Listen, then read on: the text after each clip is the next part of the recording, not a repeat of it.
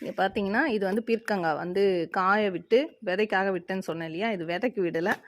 இது உள்ளே இருக்கிற பஞ்சுக்காக யூஸ் பண்ணிக்கிறேன். ஏன்னா கசக்குது அப்படின்றதுனால யூஸ் பண்ணுறது இல்லை சமையலுக்கு.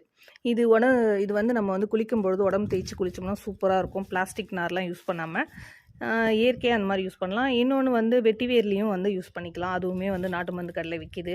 ஸோ அதுதான் யூஸ் பண்ணிக்கிட்டு இருந்தோம். இப்போ வந்து இதை யூஸ் பண்ணி பார்க்கலாம் அப்படின்னு சொல்லிட்டு குளிர்ச்சியும் கொடுக்கும், உடம்பு ரொம்ப சூப்பராக இருக்கும். அது நம்ம வீட்டில் பறித்த பூ. இதில் வந்து கத்திரிக்காய் இன்றைக்கி ஒரு 1/2 kg இருக்கும்னு நினைக்கிறேன். 1/2 kgலாம் இருக்காது, கொஞ்சம் கம்மியாக இருக்கும். இங்கே பாருங்கள், ஒரு 5 கத்திரிக்காய் நல்லா சூப்பராக இருக்குது பாருங்கள். ஒரு 3 பாவக்காய், 2 வெண்டைக்காய், மீதி ஒரு 4-5 வெண்டைக்காய் வந்து முத்தி போச்சு. அதனால் அதை அப்படியே செடியில் விட்டுட்டேன். இது வந்து விதைக்கு ரெடியாக இருக்குது. ஸோ ஆடிப்பட்டம் போடும்பொழுது போட்டுக்கலாம் அப்படின்னு இருக்கேன். இங்கே எப்போ போட போகிறேன் அப்படின்னு பார்த்தீங்கன்னா, அந்த செடியெல்லாம் வந்து கொத்தணும். இங்கே இருக்குது பாருங்கள், இதெல்லாம் வந்து கொத்தி எடுத்தால் தான் நான் வந்து க்ளீனாக வந்து செடியெல்லாம் போட முடியும், கீரை வகைகளும் போட முடியும்.